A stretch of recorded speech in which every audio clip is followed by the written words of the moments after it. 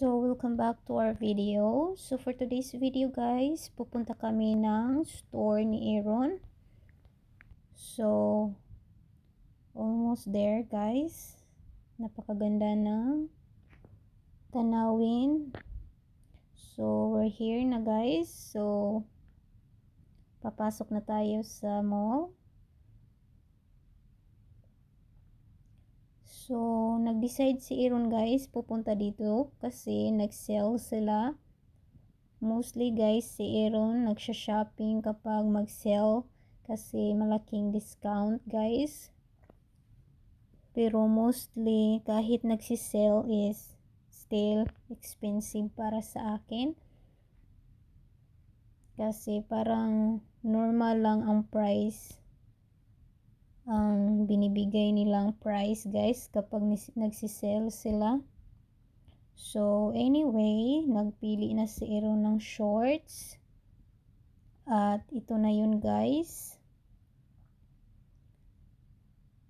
So by the way guys, napakatagal yan matapos ni Aaron, parang girl yan mag-shopping. Kasi lahat niyang pinipili is itetry niya talaga para short talaga guys. So nakapili siya ng 5 shorts by pumili yan siya ng iba't ibang color guys. So itetry daw niya. Nag-decide yan bibili ng short rin kasi nag-gain siya ng weight. So dito guys, napakaganda ng mga gamit dito. So yan is mga nasa $36 yan. Ang iba is nasa $40. So maganda yan sila guys, napakaganda ng tela, yung clothes. So nasa mga $36 ito guys. And then nag-ano pa siya, akala ko nasa fitting room na siya guys, pero nagpili pa siya. So tinutulungan ko yan siyang naghahanap ng mga sizes niya guys. So nakapili siya ng 5 shorts. So lahat yan is 36 each dollars. So magta-try na siya sa fitting room at papasok na kami doon guys. Napakatagal ni Aaron guys pumasok kasi nagpili pa siya.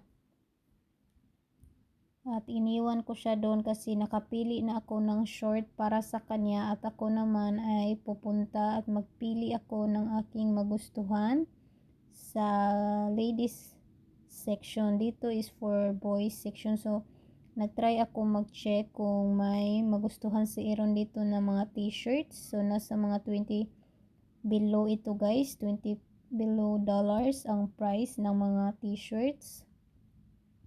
So hindi nagustuhan ni Aaron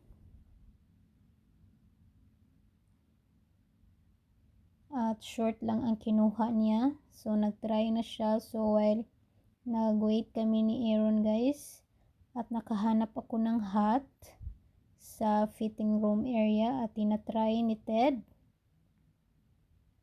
Napakakulit nitong si Ted guys, pero si Jade napaka-serious na kid.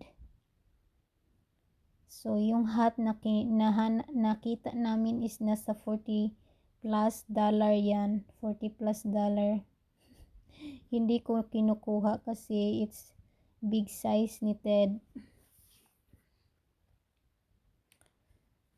So nagtatry si Aaron guys, napakatagal. Pumunta kami dyan is mga 6 PM at ito na. Sabi niya kuha daw ako ng sunglasses. So nagtry ako guys. Sabi niya itry mo kung nagustuhan mo yung color at itry ko. Ito na yun guys. Kahit walang ilong tayo guys. Protection lang sa sun. So ito, nagpa-flex muna tayo kung maganda ba. So, nabit ko siya. Nasa mga $28 yan. At ito naman si Aaron nakahanap ng bag. Guys. So, kumuha siya ng isa. For the beach daw to guys, lagyan ng mga towel. Yan, so, kumuha kami ng isa. Sa towel namin kung pupunta kami niya ako ng color beach, at kinuha ko yung pink. So, nasa kumuha siya ng isa guys. And then, so, kumuha kami ng isa guys.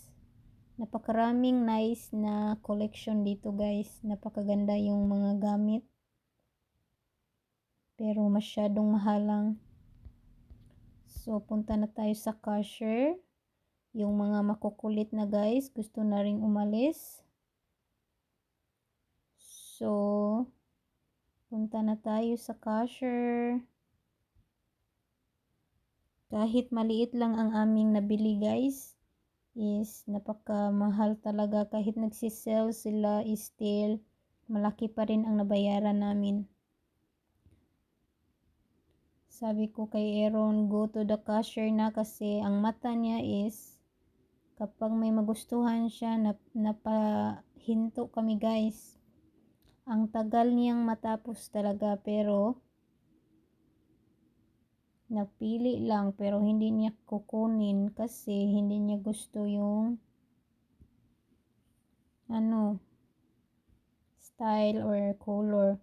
Ito guys, parang ukay-ukay ito sa Philippines ang mga kinukuha ko kasi nagsisale sila. Natatawa ako nito guys kasi ayan is pang under lang. So, yan is mga nasa $15 guys pero mga nasa $30 siya pero nag-sell is nasa mga $15. So parang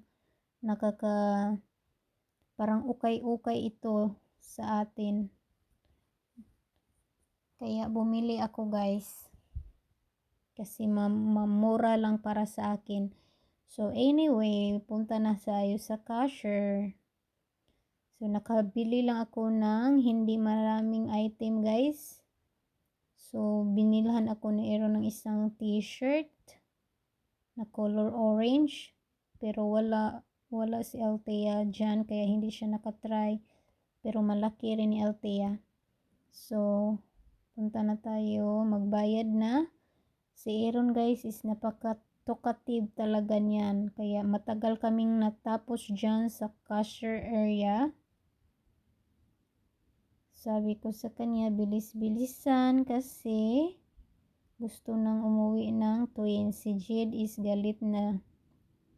Naboboard na si Jed. Kaya, binilhan ko sila ng toy at nandyan ni Ted.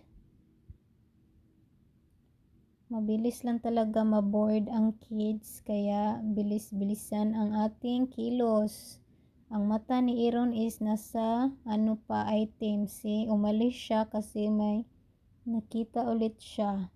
So, ito na guys. Nasa labas na kami ng mall at pauwi na tayo ng house. So, kakaalis lang guys. So, ito na. Alis na tayo.